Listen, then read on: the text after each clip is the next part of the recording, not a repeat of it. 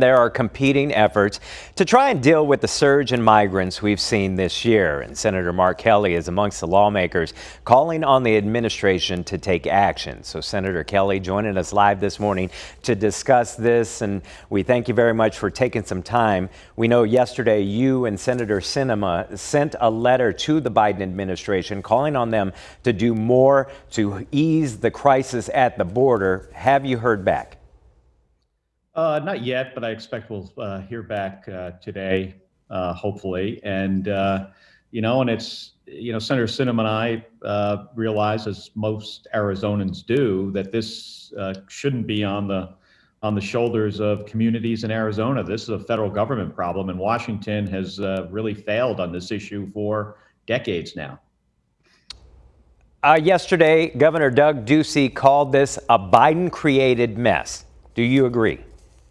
Well, this has been a mess for a long period of time. I mean, we saw similar issues in 2019, and before that, this has been going on as far back as the Reagan administration, and we've spent tens of billions of dollars on this issue, and Washington hasn't done a great job with it, and that's continued through administrations, and DC has to do better, and that's why.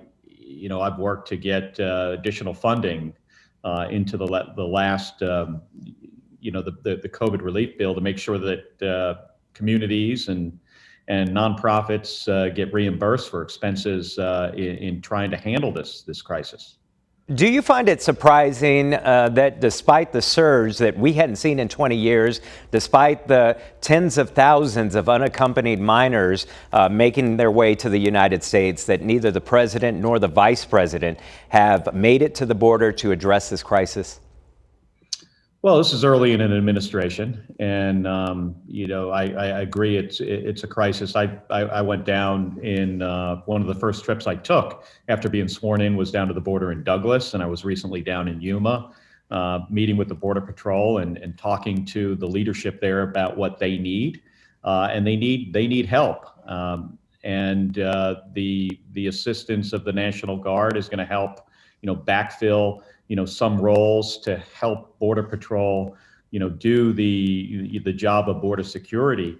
But like I've been, saying for, months now, this is a crisis, and it really can't fall on mayors, which it often does, mayors in Southern Arizona towns and cities to handle this.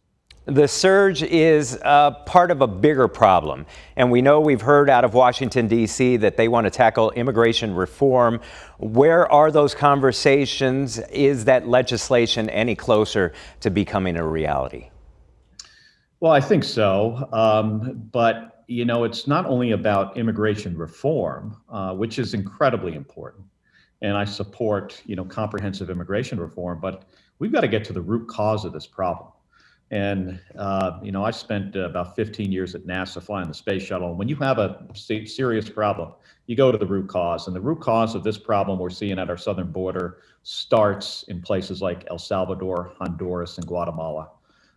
And until we address it there and, address some of the issues that are causing folks, which, has to do with, criminal organizations, that force people out of their communities. Until we address that issue, this problem is not going to go away.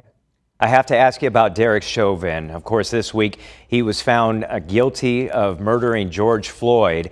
Yesterday, the president called on Congress to act to end systemic racism and pass police reform. Do you see that happening? And if so, would that get bipartisan support?